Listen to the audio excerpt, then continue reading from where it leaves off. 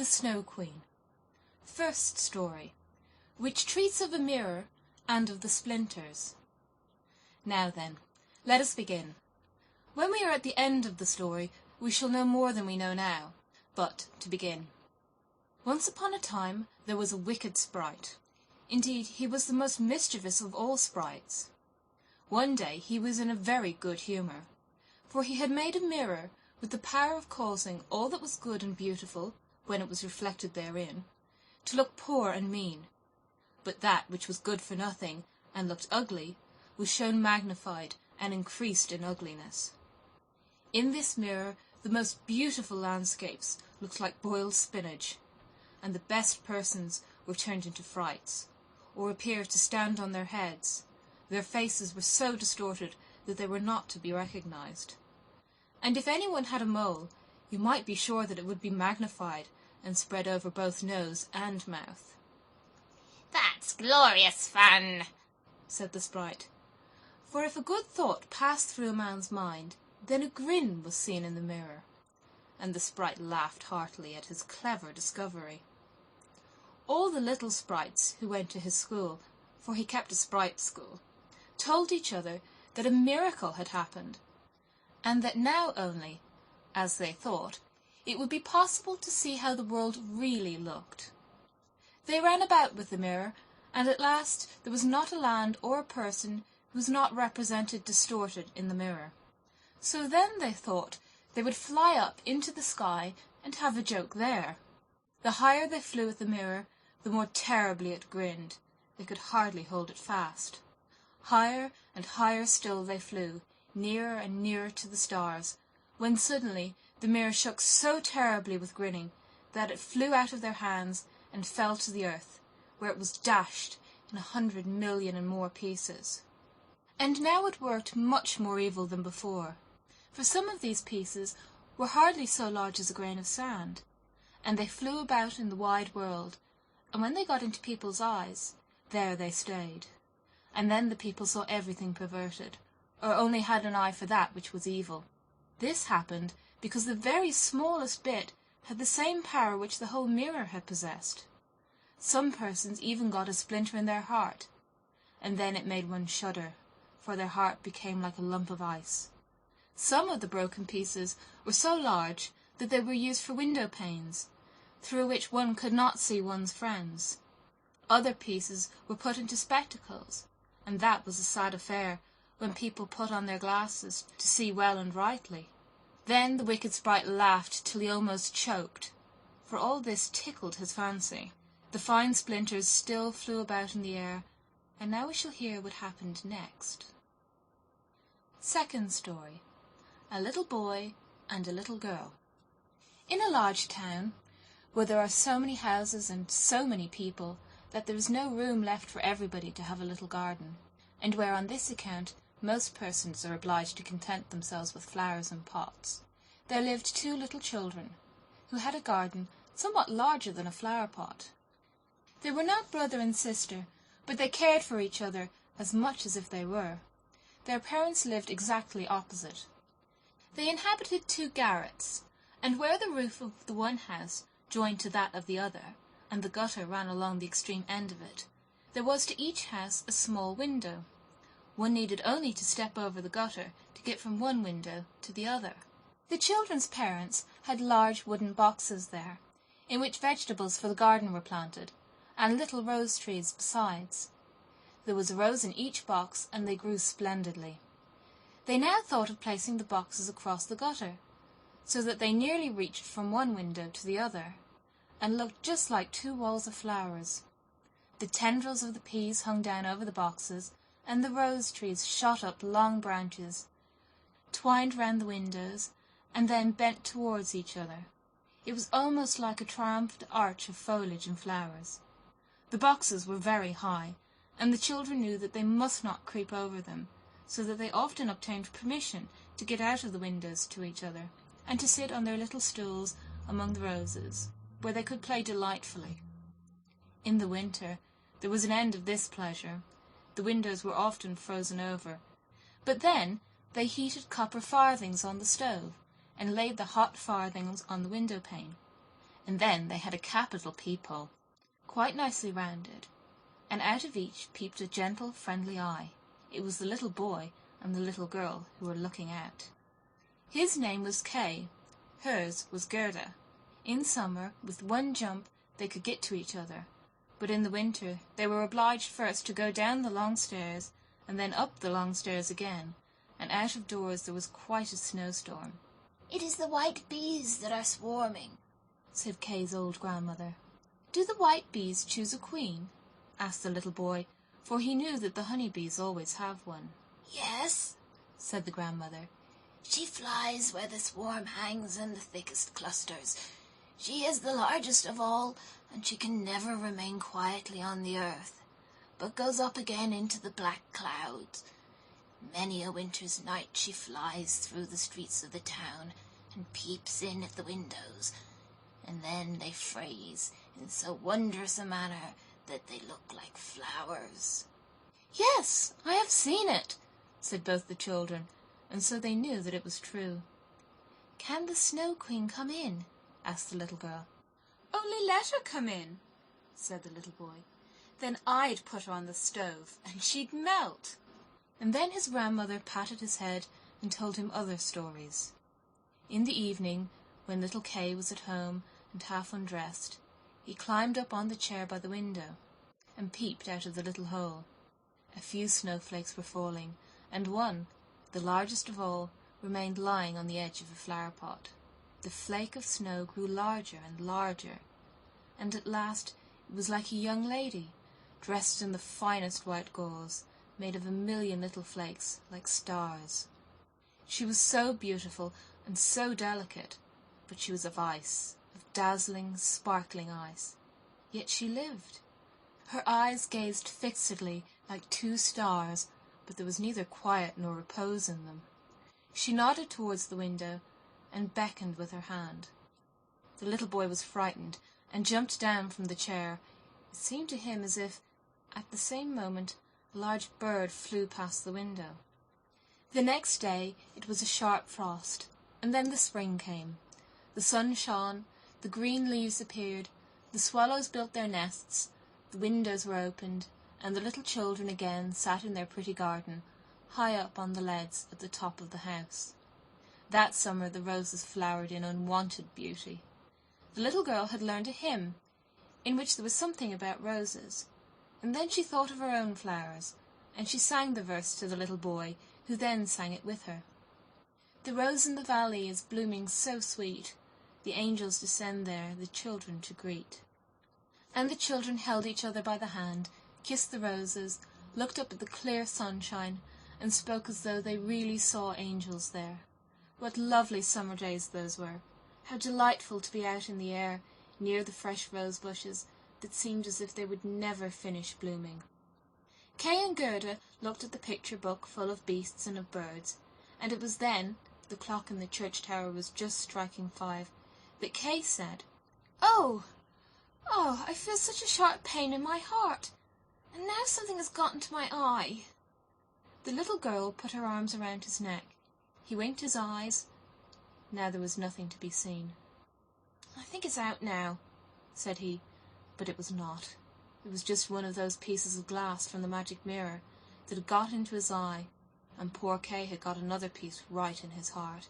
It will soon become like ice. It did not hurt any longer, but there it was. "What are you crying for?" asked he. "You look so ugly." "There's nothing the matter with me." "Ah," he said at once, "that rose is cankered. And look, this one's quite crooked. After all, these roses are very ugly. They're just like the box they're planted in." And then he gave the box a good kick with his foot, and pulled both the roses up. "What are you doing?" cried the little girl, and as he perceived her fright, he pulled up another rose, got in at the window, and hastened off from dear little Gerda. Afterwards, when she had brought her picture book, he asked, "What horrid beast have you there?" And if his grandmother told them stories, he always interrupted her. Besides, if he could manage it, he would get behind her, put on her spectacles, and imitate her way of speaking. He copied all her ways, and then everybody laughed at him. he was soon able to imitate the gait and manner of everyone in the street. Everything that was peculiar and displeasing in them, that Kay knew how to imitate, and at such times all the people had said, "The boy is certainly very clever." But it was the glass he had got in his eye, the glass that was sticking in his heart, which made him tease even little Gerda, whose whole soul was devoted to him. His games now were quite different to what they had formerly been. They were so very knowing. One winter's day, when the flakes of snow were flying about, he spread the skirts of his blue coat and caught the snow as it fell. "Look through this glass, Gerda," said he, and every flake seemed larger and appeared like a magnificent flower, or a beautiful star. It was splendid to look at. "Look how clever," said Kay. "That's much more interesting than real flowers. They are as exact as possible. There's not a fault in them, if they did not melt." It was not long after this that Kay came one day with large gloves on and his little sled at his back, and bawled right into Gerda's ears, "I have permission to go out into the square where the others are playing," and off he was in a moment. There, in the market-place, some of the boldest of the boys used to tie their sledges to the carts as they passed by, and so they were pulled along and got a good ride. It was so capital. Just as they were in the very height of their amusement, a large sled passed by. It was painted quite white, and there was someone in it, wrapped up in a rough white mantle of fur, with a rough white fur cap on his head. The sled drove round the square twice, and Kay tied on his sled as quickly as he could, and off he drove with it. On they went, quicker and quicker, into the next street, and the person who drove turned round to Kay and nodded to him in a friendly manner, just as if they knew each other. Every time he was going to untie his sled, the person nodded to him, and then Kay sat quiet, and so on they went, till they came outside the gates of the town. Then the snow began to fall so thickly that the little boy could not see an arm's length before him, but still on he went, when suddenly he let go the string he held in his hand in order to get loose from the sled, but it was of no use. Still the little vehicle rushed on with the quickness of the wind. He then cried as loud as he could, but no one heard him. The snow drifted and the sled flew on, and sometimes it gave a jerk, as though they were driving over hedges and ditches. He was quite frightened, and he tried to repeat the Lord's Prayer, but all he could do, he was only able to remember the multiplication table. The snowflakes grew larger and larger, till at last they looked just like great white fowls. Suddenly they flew on one side. The large sled stopped, and the person who drove rose up. It was a lady. Her cloak and cap were of snow. She was tall and of slender figure, and of a dazzling whiteness. It was the Snow Queen. "We have travelled fast," said she, "but it is freezingly cold. Come under my bearskin." And she put him in the sled beside her, wrapped the fur round him, and he felt as though he were sinking in a snow wreath. "Are you still cold?" asked she, and then she kissed his forehead. Ah, it was colder than ice. It penetrated to his very heart, which was already almost a frozen lump. It seemed to him as if he were about to die, but a moment more, and it was quite congenial to him, and he did not remark on the cold that was around him. "My sledge! Don't forget my sledge!" It was the first thing he thought of. It was there, tied to one of the white chickens, who flew along with it on his back behind the large sledge. The Snow Queen kissed Kay once more, and then he forgot little Gerda, grandmother, and all whom he had left at his home. "Now you will have no more kisses," said she, "or else I should kiss you to death." Kay looked at her. She was very beautiful. A more clever or a more lovely countenance he could not fancy to himself. And she no longer appeared of ice as before, when she sat outside the window and beckoned to him. In his eyes she was perfect. He did not fear her at all, and told her that he could calculate in his head, and with fractions even, that he knew the number of square miles there were in the different countries, and how many inhabitants they contained, and she smiled while he spoke. It then seemed to him as if what he knew was not enough, and he looked upwards in the large, huge, empty space above him, and on she flew with him, flew high over the black clouds, while the storm moaned and whistled, as though it were singing some old tune. On they flew over the woods and lakes, over seas and many lands, and beneath them the chilling storms rushed fast. The wolves howled, the snow crackled. Above them flew large screaming crows, but higher up appeared the moon, quite large and bright, and it was on that Kay gazed during the long, long winter's night, while by day he slept at the feet of the Snow Queen. Third story, of the flower garden at the old woman's who understood witchcraft. But what became of little Gerda when Kay did not return home? Where could he be? Nobody knew. Nobody could give any intelligence. All the boys knew was that they had seen him tie his sled to another large and splendid one, which drove down the street and out of the town. Nobody knew where he was. Many sad tears were shed, and little Gerda wept long and bitterly. At last she said he must be dead, that he'd been drowned in the river which flowed close to the town. Oh, those were very long and dismal winter evenings. At last the spring came, with its warm sunshine. "Kay is dead and gone," said little Gerda. "That I don't believe," said the sunshine. "Kay is dead and gone," she said to the swallows. "That I don't believe," they said, and at last little Gerda did not think so any longer. "I'll put on my red shoes," said she one morning. "Kay has never seen them, and then I'll go down to the river and ask there." It was quite early. She kissed her old grandmother, who was still asleep, put on her red shoes, and went alone to the river. "Is it true that you have taken my little playfellow? I will make you a present of my red shoes, if you will give him back to me." And, as it seemed to her, the blue waves nodded in a strange manner. Then she took off her red shoes, the most precious thing she possessed, and threw them into the river. But they fell close to the bank, and the little waves bore them immediately to land. It was as if the stream would not take what was dearest to her, for in reality it had not got little Kay. But Gerda thought that she must not have thrown the shoes out far enough, so she clambered into a boat which lay among the rushes, went to the farthest end, and threw out the shoes. But the boat was not fastened, and the motion which she had occasioned made it drift from the shore. She observed this and hastened to get back, but before she could do so, the boat was more than a yard from the land, and was gliding quickly onward.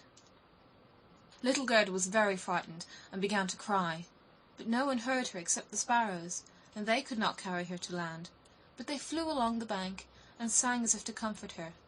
"Here we are! Here we are!"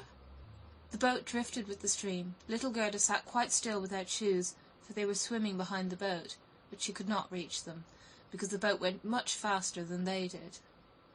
The bank on both sides were beautiful, lovely flowers, venerable trees, and slopes with sheep and cows, but not a human being was to be seen. "Perhaps the river will carry me to little Kay," said she, and then she grew less sad. She rose and looked for many hours at the beautiful green banks. Presently she sailed by a large cherry orchard, where there was a little cottage with curious red and blue windows. It was thatched, and before it 2 wooden soldiers stood sentry, and presented arms when anyone went past. Gerda called to them, for she thought they were alive, but they, of course, did not answer. She came close to them, for the stream drifted the boat quite near the land. Gerda called still louder, and an old woman then came out of the cottage, leaning upon a crooked stick. She had a large, broad-brimmed hat on, painted with the most splendid flowers. "Poor little child," said the old woman. "How did you get upon the large rapid river, to be driven about so in the wide world?" And then the old woman went into the river, caught hold of the boat with her crooked stick, drew it to the bank, and lifted little Gerda out. And Gerda was so glad to be on dry land again, but she was rather afraid of the strange old woman. "But come, tell me who you are, and how you came to be here," said she. And Gerda told her all. The old woman shook her head and said, "Ahem, ahem." And when Gerda had told her everything, and asked her if she had not seen little Kay, the woman answered that he had not passed there, but he no doubt would come, and she told her not to be cast down, but taste her cherries, and look at her flowers, which were finer than any in a picture book, each of which could tell a whole story. She then took Gerda by the hand, led her into the little cottage, and locked the door. The windows were very high up. The glass was red, blue, and green, and the sunlight shone through quite wondrously in all sorts of colours. On the table stood the most exquisite cherries, and Gerda ate as many as she chose, for she had permission to do so. While she was eating, the old woman combed her hair with a golden comb, and her hair curled and shone with a lovely golden colour round that sweet little face, which was so round and so like a rose. "I have often longed for such a dear little girl," said the old woman. "Now you shall see how well we agree together." And while she combed little Gerda's hair, the child forgot her foster brother Kay more and more, for the old woman understood magic. But she was no evil being. She only practised witchcraft a little for her own private amusement, and now she wanted very much to keep little Gerda. She therefore went out into the garden, stretched out her crooked stick towards the rose bushes, which, beautifully as they were blowing, all sank into the earth, and no one could tell where they had stood. The old woman feared that if Gerda should see the roses, she would then think of her own, and would remember little Kay, and run away from her. She now led Gerda into the flower garden. Oh, what odour and what loveliness was there! Every flower that one could think of, and of every season, stood there in fullest bloom. No picture book could be gayer or more beautiful. Gerda jumped for joy, and played till the sun set behind the tall cherry tree.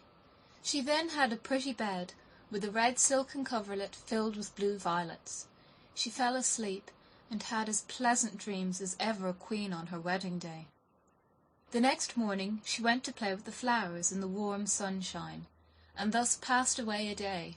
Gerda knew every flower, and, numerous as they were, it still seemed to Gerda that one was wanting, though she did not know which.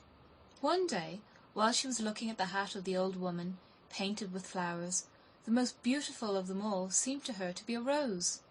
The old woman had forgotten to take it from her hat when she made the others vanish in the earth.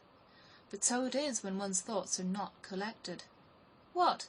said Gerda. "Are there no roses here?" And she ran about amongst the flower beds, and looked, but there was not one to be found. She then sat down and wept, but her hot tears fell just where a rosebush had sunk, and when her warm tears watered the ground, the tree shot up suddenly, as fresh and blooming as when it had been swallowed up.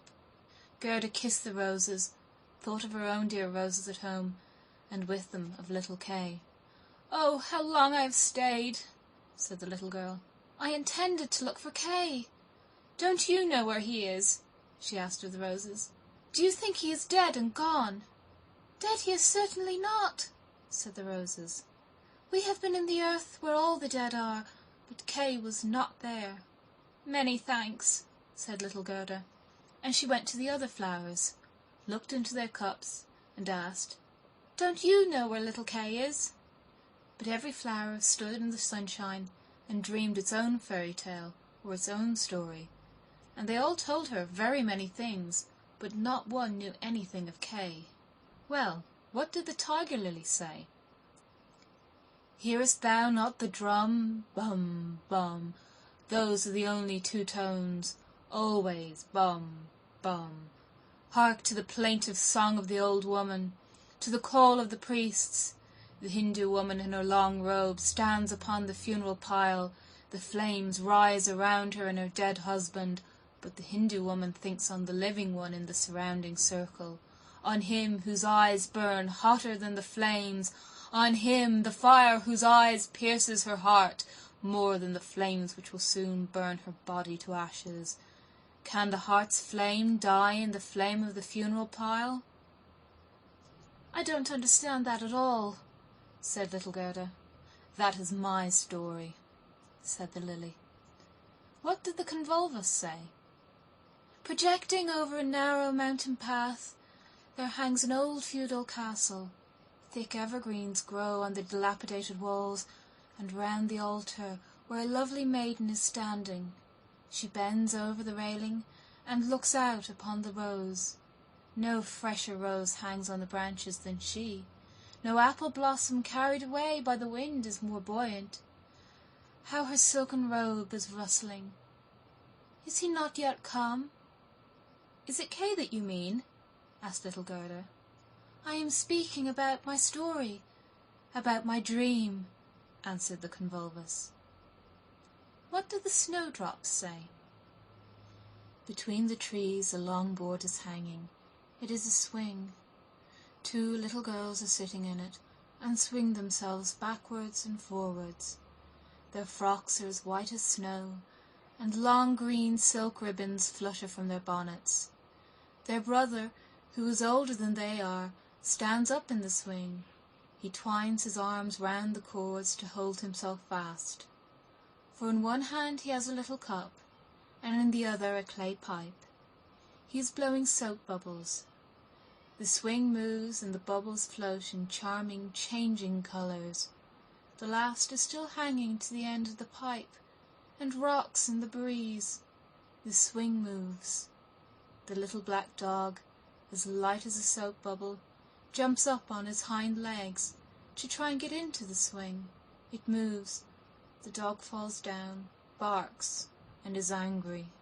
They tease him. The bubble bursts. A swing, a bursting bubble. Such is my song. What you relate may be very pretty, but you tell it in so melancholy a manner, and do not mention Kay. What do the hyacinths say? There were once upon a time 3 sisters, quite transparent and very beautiful. The robe of the one was red, and that of the second blue, and that of the third white. They danced hand in hand beside the calm lake in the clear moonshine. They were not elfin maidens, but mortal children. A sweet fragrance was smelt, and the maidens vanished in the wood.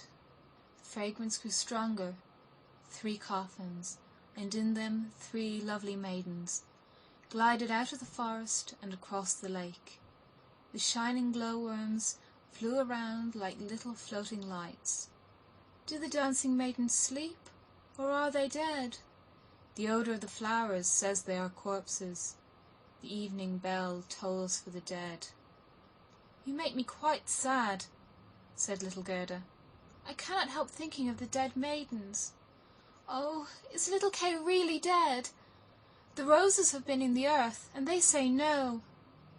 Ding dong, sounded the hyacinth bells. We do not toll for little Kay. We do not know him. That is our way of singing, the only one we have. And Gerda went to the ranunculuses that looked forth from among the shining green leaves. You are a little bright sun, said Gerda. Tell me if you know where I can find my playfellow. And the ranunculuses shone brightly, and looked again at Gerda. What song could the ranunculus sing? It was one that said nothing about Kay either. In a small court the bright sun was shining in the first days of spring. The beams glided down the white walls of a neighbour's house, and close by the fresh yellow flowers were growing, shining like gold in the warm sun rays. An old grandmother was sitting in the air. Her granddaughter, the poor and lovely servant, was just coming for a short visit. She knows her grandmother. There was gold, pure virgin gold in that blessed kiss. There, that is my little story, said the ranunculus. My poor old grandmother, sighed Gerda. Yes, she is longing for me, no doubt. She is sorrowing for me, as she did for little Kay. But I will soon come home, and then I will bring Kay with me. It is of no use asking the flowers. They only know their own old rhymes, and can tell me nothing. And then she tucked up her frock to enable her to run quicker, but the narcissus gave her a knock on the leg, just as she was going to jump over it. So she stood still, looked at the long yellow flower, and asked, You perhaps know something? And she bent down to the narcissus. And what did it say? I can see myself! I can see myself!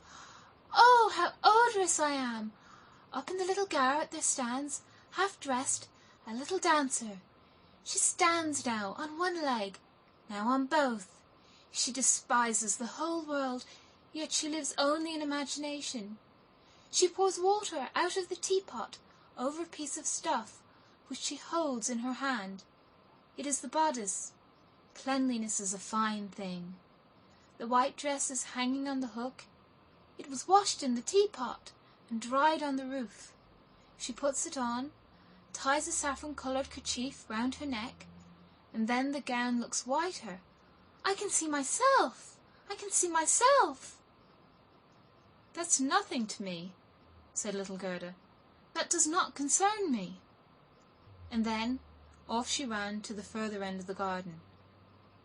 The gate was locked, but she shook the rusted bolt till it was loosened, and the gate opened, and little Gerda ran off barefooted into the wide world. She looked around her thrice, but no one followed her. At last she could run no longer. She sat down on a large stone, and when she looked about her, she saw that the summer had passed.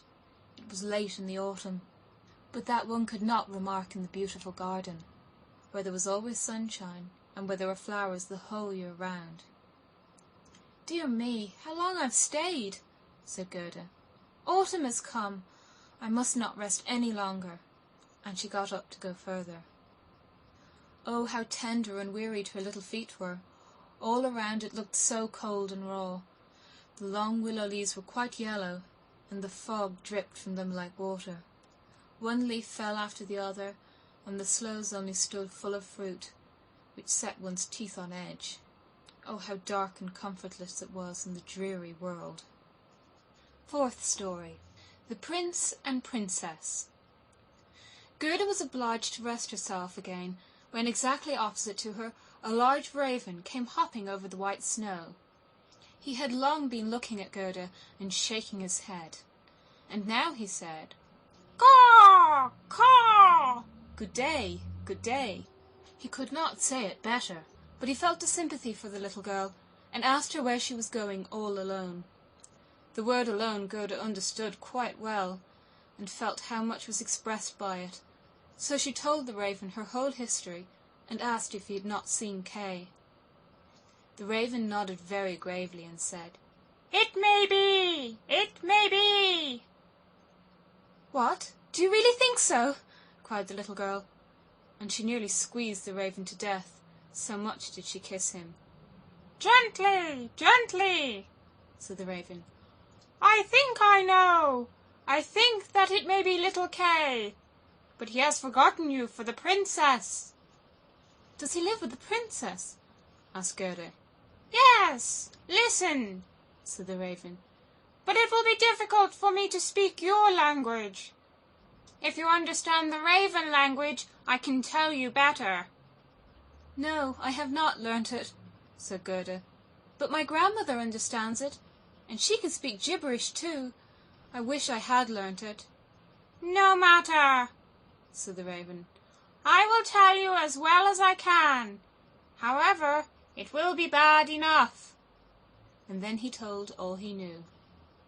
"In the kingdom where we are now, there lives a princess, who is extraordinarily clever, for she has read all the newspapers in the whole world, and has forgotten them again. So clever is she.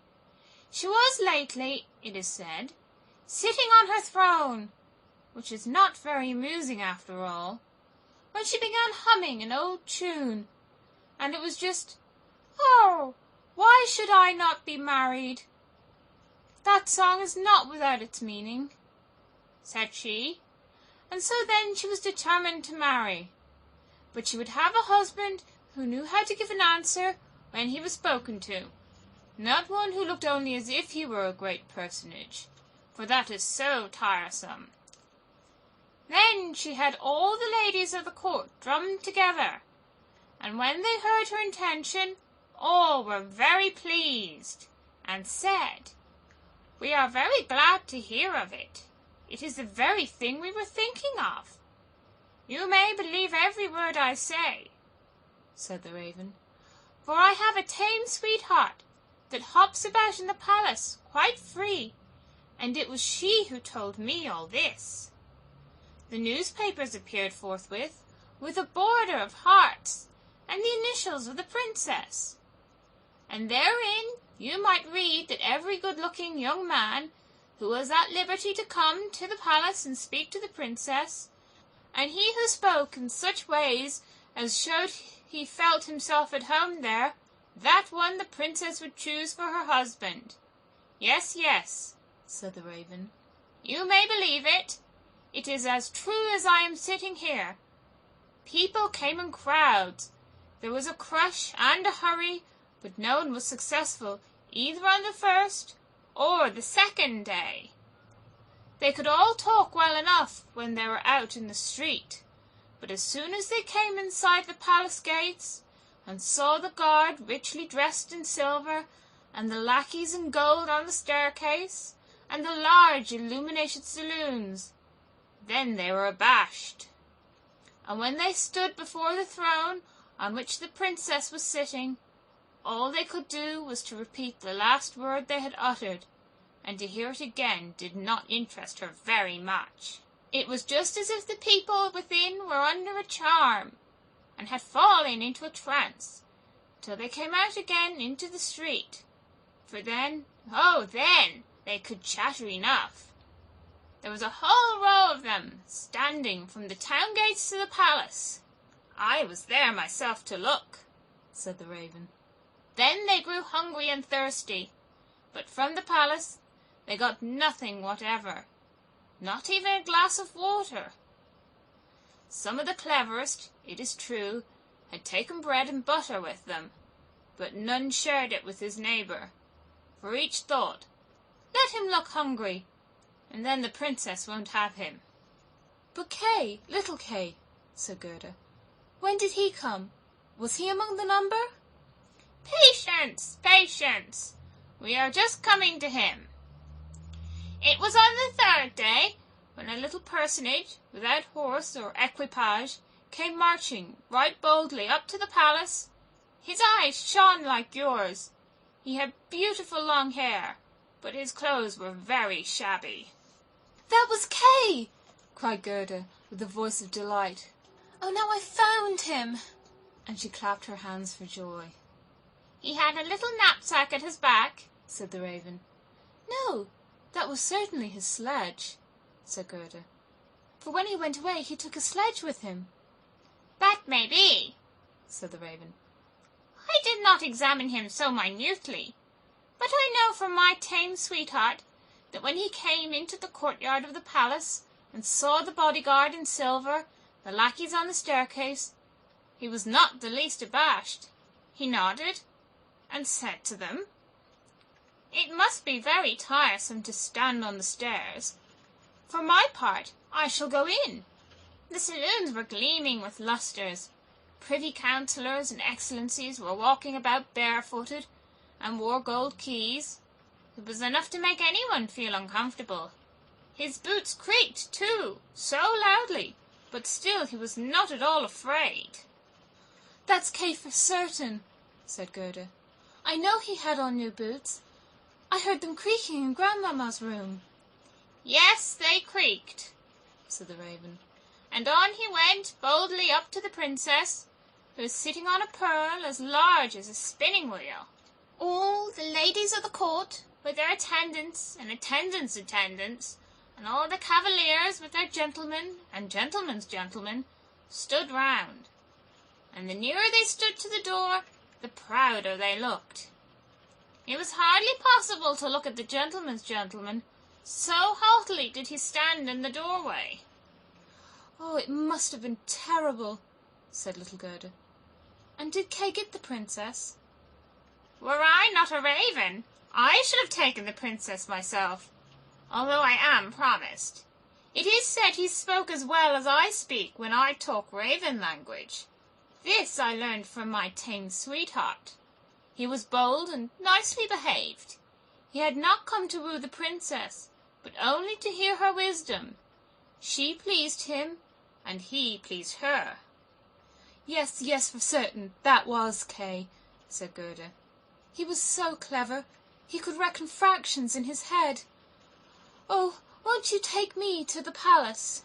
"That is very easily said," answered the raven.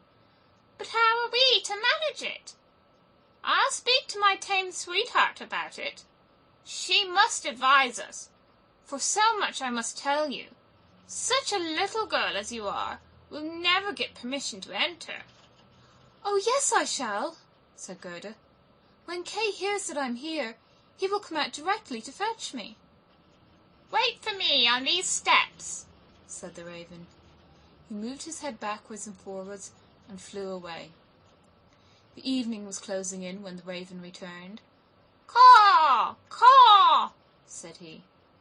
"She sends you her compliments, and here is a roll for you. She took it out of the kitchen, where there is bread enough. You are hungry, no doubt. It is not possible for you to enter the palace, for you are barefooted. The guards in silver and the lackeys in gold would not allow it. But do not cry. You shall come in still. My sweetheart knows a little back stair that leads to the bedchamber, and she knows where she can get the key of it." And then they went into the garden in the large avenue, where one leaf was falling after the other, and when the lights in the palace had all gradually disappeared, the raven led little Gerda to the back door, which stood half open. Oh, how Gerda's heart beat with anxiety and longing! It was just as if she had been about to do something wrong, and yet she only wanted to find out if little Kay was there. Yes, he must be there. She called to mind his intelligent ways and his long hair, so vividly she could quite see him as he used to laugh when they were sitting under the roses at home.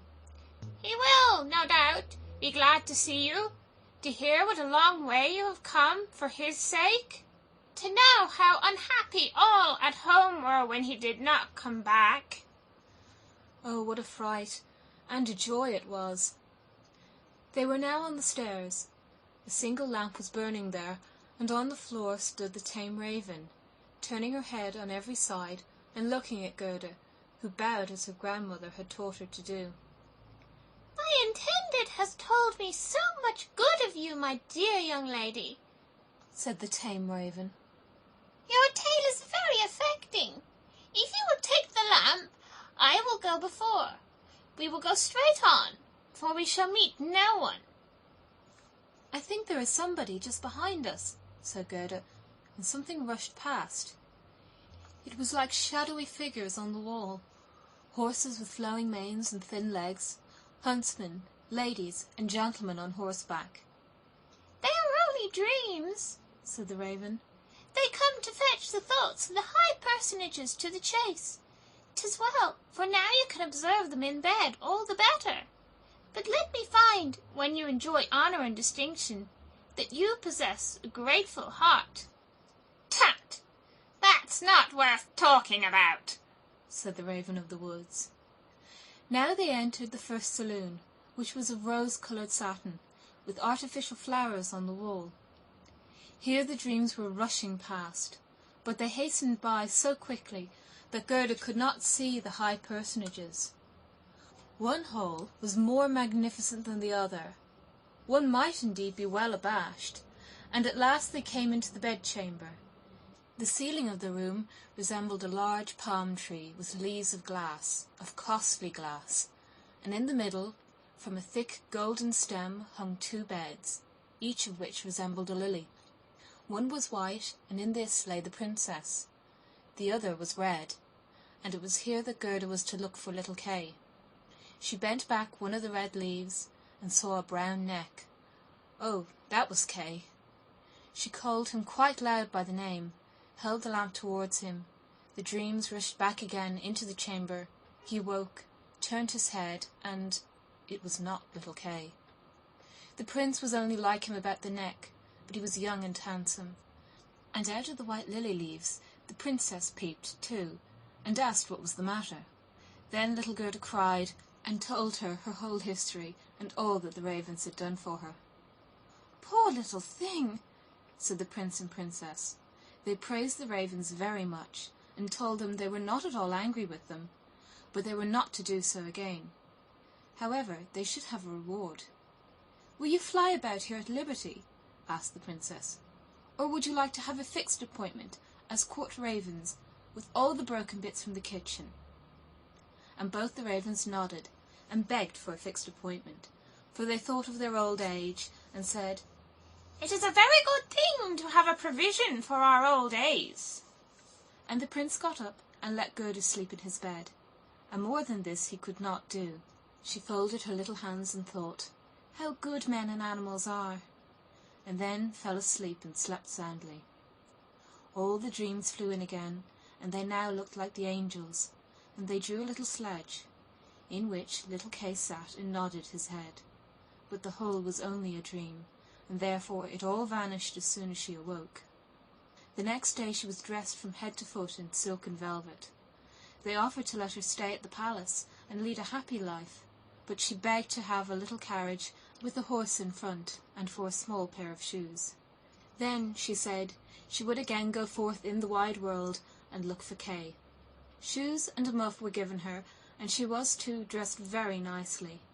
And when she was about to set off, a new carriage stopped before the door. It was of pure gold, and the arms of the prince and princess shone like a star upon it. The coachman, the footman, and the outriders, for outriders there were too, all wore golden crowns. The prince and princess assisted her into the carriage themselves, and wished her all success. The Raven of the Woods, who was now married, accompanied her for the first 3 miles. He sat beside Gerda, for he could not bear riding backwards. The other ravens stood in the doorway and flapped her wings. She could not accompany Gerda, because she suffered from headache, since she had had a fixed appointment and ate so much. The carriage was lined inside with sugar plums, and in the seats were fruits and gingerbread. "Farewell, farewell!"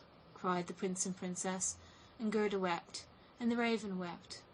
Thus passed the first miles, and then the raven bade her farewell, and this was the most painful separation of all. He flew into a tree and beat his black wings as long as he could see the carriage, that shone from afar like a sunbeam. Fifth story. The Little Robber Maiden. They drove through the dark wood, but the carriage shone like a torch, and it dazzled the eyes of the robbers, so that they could not bear to look at it. "'Tis gold! 'Tis gold!" they cried, and they rushed forward, seized the horses, knocked down the little postilion, the coachman, and the servants, and pulled little Gerda out of the carriage. "How plump, how beautiful she is! She must have been fed on nut kernels," said the old female robber, who had a long scrubby beard and bushy eyebrows that hung down over her eyes. "She's as good as a fatted lamb. How nice she will be!" And then she drew out a knife, the blade of which shone so that it was quite dreadful to behold. "Oh!" cried the woman at the same moment. She had been bitten in the ear by her own little daughter, who hung at her back, and was so wild and unmanageable that it was quite amusing to see her. "You naughty child!" said the mother, and now she had not time to kill Gerda. "She shall play with me," said the little robber child. "She shall give me her muff and her pretty frock, and she shall sleep in my bed." And then she gave her mother another bite, so that she jumped and ran around with the pain, and the robbers laughed and said, "Look how she's dancing with the little one." "I will go into the carriage," said the little robber maiden, and she would have her will, for she was very spoiled and very headstrong. She and Gerda got in, and then away they drove over the stumps of the felled trees, deeper and deeper into the woods. The little robber maiden was as tall as Gerda, but stronger, broader-shouldered, and of dark complexion. Her eyes were quite black. They looked almost melancholy. She embraced little Gerda and said, "They shall not kill you as long as I am not displeased with you. You are, doubtless, a princess." "No," said little Gerda, who then related all that had happened to her, and how much she cared about little Kay. The little robber maiden looked at her with a serious air, nodded her head slightly, and said, "They shall not kill you, even if I'm angry with you. Then I will do it myself." And she dried Gerda's eyes, and put both her hands in the handsome muff, which was so soft and warm. At length the carriage stopped. They were in the midst of the courtyard of a robber's castle. It was full of cracks from top to bottom, and out of the openings magpies and rooks were flying, and the great bulldogs, each of which looked as if he could swallow a man, jumped up, but they did not bark, for that was forbidden. In the midst of the large, old, smoking hall burnt a great fire on the stone floor. The smoke disappeared under the stones, and had to seek its own egress. In an immense cauldron soup was boiling, and rabbits and hares were being roasted on a spit. "You shall sleep with me tonight, with all my animals," said the little robber maiden. They had something to eat and drink, and then went into a corner where straw and carpets were lying. Beside them, on laths and perches, sat nearly 100 pigeons, all asleep, seemingly. But yet they moved a little when the robber maiden came. "They are all mine," said she, at the same time seizing one that was next to her by the legs, and shaking it so that its wings fluttered. "Kiss it!" cried the little girl, and flung the pigeon into Gerda's face. "Up there is the rabble of the wood," continued she, pointing to several laths, which were fastened before a hole high up in the wall. "That's the rabble. They would all fly away immediately if they were not well fastened in. And here's my dear old back." And she laid hold of the horns of a reindeer that had a bright copper ring round its neck, and was tethered to the spot. "We are obliged to lock this fellow in too, or he would make his escape. Every evening I tickle his neck with my sharp knife. He is so frightened at it." And the little girl drew forth a long knife from a crack in the wall, and let it glide over the reindeer's neck. The poor animal kicked, the girl laughed, and pulled Gerda into bed with her. "Do you intend to keep your knife while you sleep?" asked Gerda, looking at it rather fearfully. "I always sleep with the knife," said the little robber maiden. "There is no knowing what may happen. But tell me now, once more, all about little Kay, and why you started off in the wide world alone." And Gerda related all, from the very beginning. The wood pigeons cooed above in their cage, and the others slept. The little robber maiden wound her arm around Gerda's neck, held a knife in the other hand, and snored so loud that everybody could hear her. But Gerda could not close her eyes, for she did not know whether she was to live or die. The robbers sat round the fire, sang and drank, and the old female robber jumped about so that it was quite dreadful for Gerda to see her. Then the wood pigeons said, "Coo! Coo! We have seen little Kay. A white hen carries his sledge, and he himself sat in the carriage of the Snow Queen, who passed here, down just over the wood, as we lay on our nest. She blew upon us young ones, and all died except we two. Coo! Coo!" "What is it that you say up there?" cried little Gerda. "Where did the Snow Queen go to? Do you know anything about it?" "She has no doubt gone to Lapland, for there is always snow and ice there. Only ask the reindeer, who's tethered there." "Ice and snow is there. There it is, glorious and beautiful," said the reindeer. "One can spring about in the large shining valleys. The Snow Queen has her summer tent there, but her fixed abode is high up, towards the North Pole, on the island called Spitzbergen." "Oh, Kay, poor little Kay," sighed Gerda. "Do you choose to be quiet?" said the robber maiden. "If you don't, I shall make you." In the morning Gerda told her all that the wood pigeons had said, and the little maiden looked very serious, but she nodded her head and said, "That's no matter, that's no matter. Do you know where Lapland lies?" she asked of the reindeer. "Who should know better than I?" said the animal. His eyes rolled in his head. "I was born and bred there. There I leapt about on the fields of snow." "Listen," said the robber maiden to Gerda. "You see that the men are gone, but my mother is still here, and will remain. However, towards the morning she takes a draught out of the large flask, and then she sleeps a little. Then I will do something for you." She now jumped out of bed, flew to her mother, with her arms round her neck, and pulling her by the beard, said, "Good morrow, my own sweet nanny goat of a mother. and her mother took hold of her nose and pinched it till it was red and blue, but this was all done out of pure love. When the mother had taken a sup at her flask and was having a nap, the little robber maiden went to the reindeer and said, "I should very much like to give you still many a tickling with the sharp knife, for then you're so amusing.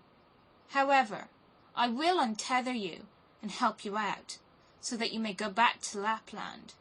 But you must make good use of your legs, and take this little girl for me to the palace of the Snow Queen, where her playfellow is. You have heard, I suppose, all she said, for she spoke loud enough, and you were listening." The reindeer gave a bound for joy. The robber maiden lifted up little Gerda, and took the precaution to bind her fast on the reindeer's back.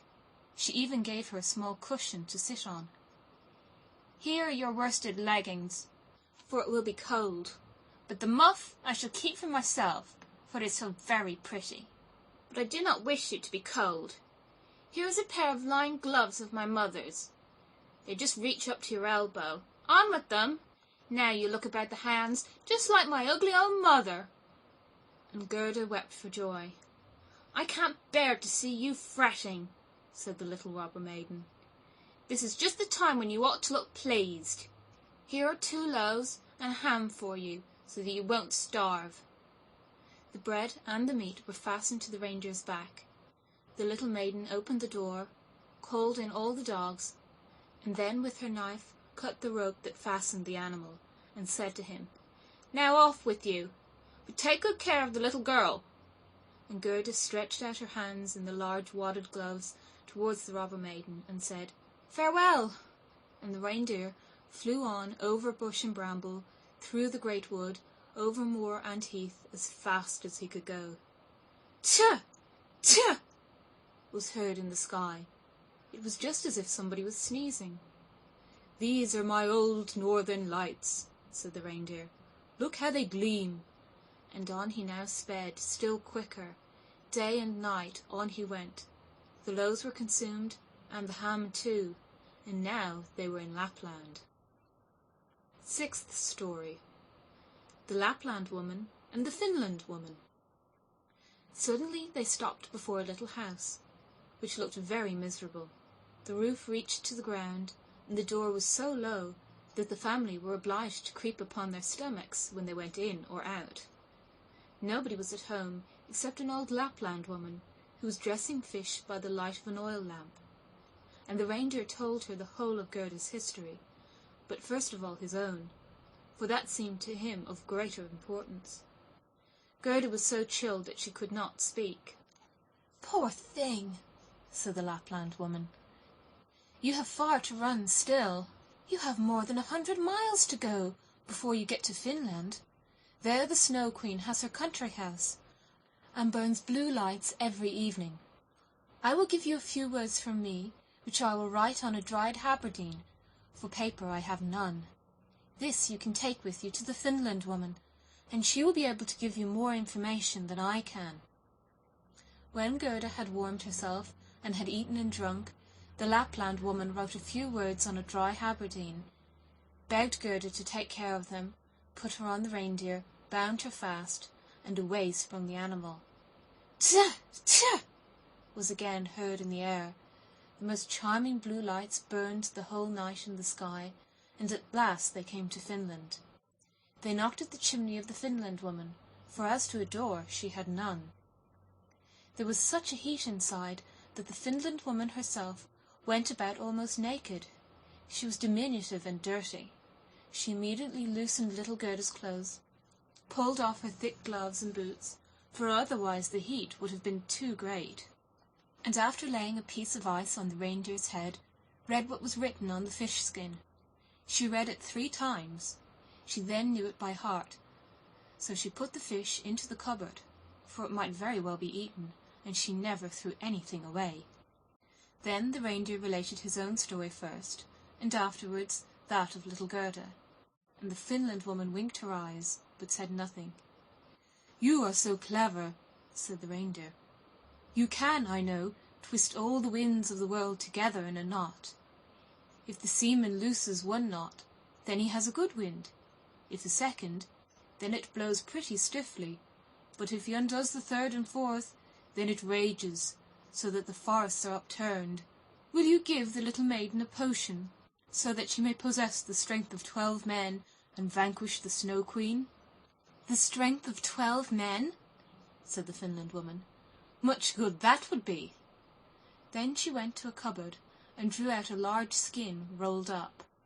When she had unrolled it, strange characters were to be seen written thereon, and the Finland woman read at such a rate that the perspiration trickled down her forehead. But the reindeer begged so hard for little Gerda, and Gerda looked so imploringly, with tearful eyes at the Finland woman, that she winked and drew the reindeer aside into a corner, where they whispered together, while the animal got some fresh ice put on his head. "'Tis true little Kay is at the Snow Queen's, and finds everything there quite to his taste, and he thinks it is the very best place in the world. But the reason of that is, he has a splinter of glass in his eye and in his heart. These must be got out first, otherwise he will never go back to mankind, and the Snow Queen will retain her power over him." "But can you give little Gerda nothing to take which will endue her with power over the whole?" "I can give her no more power than what she has already. Don't you see how great it is? Don't you see how men and animals are forced to serve her? How well she gets through the world barefooted? She must not hear of her power from us. That power lies in her heart, because she is a sweet and innocent child. If she cannot get to the Snow Queen by herself, and rid little Kay of the glass, we cannot help her. 2 miles hence the garden of the Snow Queen begins. Thither you may carry the little girl. Set her down by the large bush with red berries, standing in the snow. Don't stay talking, but hasten back as fast as possible." And now the Finland woman placed little Gerda on the reindeer's back, and off he ran with all imaginable speed. "Oh, I have not got my boots! I have not brought my gloves!" cried little Gerda. She remarked she was without them from the cutting frost, but the reindeer dared not stand still. On he ran till he came to the great bush with red berries, and there he set Gerda down, kissed her mouth, while large bright tears flowed from the animal's eyes, and then back he went as fast as possible. There stood poor Gerda now, without shoes or gloves, in the very middle of dreadful icy Finland. She ran on as fast as she could. There then came a whole regiment of snowflakes, but they did not fall from above, and they were quite bright and shining from the aurora borealis. The flakes ran along the ground, and the nearer they came, the larger they grew. Gerda well remembered how large and strange the snowflakes appeared when she once saw them through a magnifying glass. But now they were large and terrific in another manner. They were all alive. They were the outposts of the Snow Queen. They had the most wondrous shapes. Some looked like large, ugly porcupines, others like snakes knotted together with their heads sticking out, and others again like small fat bears with the hair standing on end. All were of dazzling whiteness. All were living snowflakes. Little Gerda repeated the Lord's Prayer. The cold was so intense that she could not see her own breath, which came like smoke out of her mouth. It grew thicker and thicker, and took the form of little angels, that grew more and more when they touched the earth. All had helms on their heads, and lances and shields in their hands, and they increased in numbers. And when Gerda had finished the Lord's Prayer, she was surrounded by a whole legion. They thrust at the horrid snowflakes with their spears, so that they flew away into 1,000 pieces, and little Gerda walked on bravely and in security. The angels patted her hands and feet, and then she felt the cold less, and went on quickly towards the palace of the Snow Queen. But now we shall see how Kay fared. He never thought of Gerda, and least of all that she was standing before the palace. 7th story. What took place in the palace of the Snow Queen, and what happened afterward. The walls of the palace were of driving snow, and the windows and doors of cutting winds. There were more than 100 holes there, according as the snow was driven by the winds. The largest was many miles in extent. All were lighted up by the powerful aurora borealis, and all were so large, so empty, so icy cold, and so resplendent. Mirth never reigned there. There was never even a little bear ball with the storm for music, while the polar bears went on their hind legs and showed off their steps. Never a little tea party of white young lady foxes, vast, cold, and empty with halls of the Snow Queen. The northern lights shone with such precision that one could tell exactly when they were at their highest or lowest degree of brightness. In the middle of the empty, endless hall of snow was a frozen lake. It was cracked in 1,000 pieces, but each piece was so like the other that it seemed the work of a cunning artificer. In the middle of this lake sat the Snow Queen when she was at home, and then she said she was sitting in the mirror of understanding, and that this was the only one and the best thing in the world. Little Kay was quite blue, yes, nearly black with cold, but he did not observe it, for she had kissed away all feelings of cold from his body, and his heart was a lump of ice. He was dragging along some pointed flat pieces of ice, which he laid together in all possible ways, for he wanted to make something with them, just as we have little flat pieces of wood to make geometrical figures with, called the Chinese puzzle. Kay made all sorts of figures, the most complicated, for it was an ice puzzle for the understanding. In his eyes the figures were extraordinarily beautiful, and of the utmost importance, for the bit of glass which was in his eye caused this. He found whole figures which represented a written word, but he never could manage to represent just the word he wanted. That word was eternity, and the Snow Queen had said, "If you can discover that figure, you shall be your own master, and I shall make you a present of the whole world and a pair of new skates." But he could not find it out. "I am going now to warm lands," said the Snow Queen. "I must have a look down into the black cauldrons." It was the volcanoes Vesuvius and Etna that she meant. "I will give them just a coating of white, for that is as it ought to be. Besides, it is good for the oranges and the grapes." And then away she flew, and Kay sat quite alone in the empty halls of ice that were miles long, and looked at the blocks of ice, and thought till his skull was almost cracked. There he sat, quite benumbed and motionless. One would have imagined he was frozen to death. Suddenly little Gerda stepped through the great portal into the palace. The gate was formed of cutting winds, but Gerda repeated her evening prayer, and the winds were laid as though they slept, and the little maiden entered the vast, empty, cold halls. There she beheld Kay. She recognized him, flew to embrace him, and cried out, her arms firmly holding him the while, "Kay! Sweet little Kay! Have I found you at last?" But he sat quite still, benumbed and cold. Then little Gerda shed burning tears, and they fell on his bosom. They penetrated to his heart. They thawed the lumps of ice, and consumed the splinters of the looking-glass.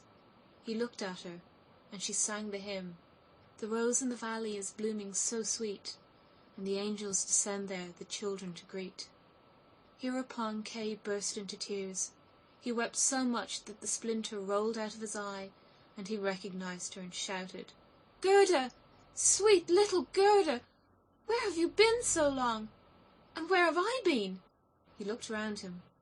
"How cold it is here," said he. "How empty and cold!" And he held fast by Gerda, who laughed and wept for joy. It was so beautiful that even the blocks of ice danced about for joy, and when they were tired and laid themselves down, they formed exactly the letters which the Snow Queen had told him to find out. So now he was his own master. He would have the whole world and a pair of new skates into the bargain. Gerda kissed his cheeks, and they grew quite blooming. She kissed his eyes, and they shone like her own. She kissed his hands and feet, and he was again well and merry. The Snow Queen might come back as soon as she liked. There stood his discharge, written in resplendent masses of ice. They took each other by the hand and wandered forth out of the large hall. They talked of their old grandmother and of the roses upon the roof, and wherever they went the wind ceased raging and the sun burst forth. And when they reached the bush with the red berries, they found the reindeer waiting for them. He had brought another, a young one, with him, whose udder was filled with milk. which she gave to the little ones, and kissed their lips. They then carried Kay and Gerda, first to the Finland woman, where they warmed themselves in the warm room, and learnt what they were to do on their journey home, and then they went to the Lapland woman, who made some new clothes for them, and repaired their sledges. The reindeer and the young hind leaped along beside them, and accompanied them to the boundary of the country. Here the first vegetation peeped forth. Here Kay and Gerda took leave of the Lapland woman. "Farewell, farewell," they all said, and the first green buds appeared.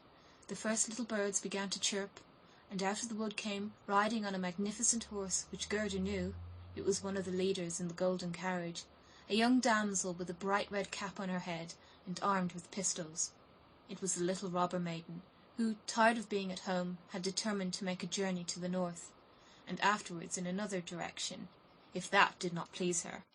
She recognized Gerda immediately, and Gerda knew her too. It was a joyful meeting. "You are a fine fellow for tramping about," she said to little Kay. "I should like to know, faith, if you deserve that one should run from one end of the world to the other for your sake." But Gerda patted her cheeks and inquired for the prince and princess. "They are gone abroad," said the other. "But the raven?" asked little Gerda. "Oh, the raven is dead," she answered. "His tame sweetheart is a widow, and wears a bit of black worsted round her leg. She laments most piteously, but it's all mere talk and stuff. Now tell me, what have you been doing, and how you managed to catch him?" And Gerda and Kay both told their story. "And schnip, schnapp, schnurr, basalur," said the robber maiden, and she took the hands of each, and promised that if she should some day pass through the town where they lived, she would come and visit them, and then away she rode. Kay and Gerda took each other's hand. It was lovely spring weather, with abundance of flowers and of verdure. The church bells rang, and the children recognized the high towers and the large town. It was that in which they dwelt. They entered and hastened up to their grandmother's room, where everything was standing as formerly. The clock said tick-tack, and the finger moved round. But as they entered, they remarked that they were now grown up. The roses on the leads hung blooming in at the open window. There stood the little children's chairs, and Kay and Gerda sat down on them, holding each other by the hand.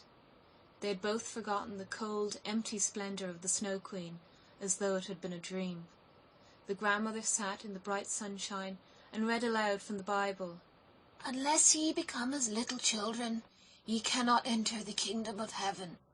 And Kay and Gerda looked in each other's eyes, and all at once they understood the old hymn. The rose in the valley is blooming so sweet, and the angels descend there the children to greet.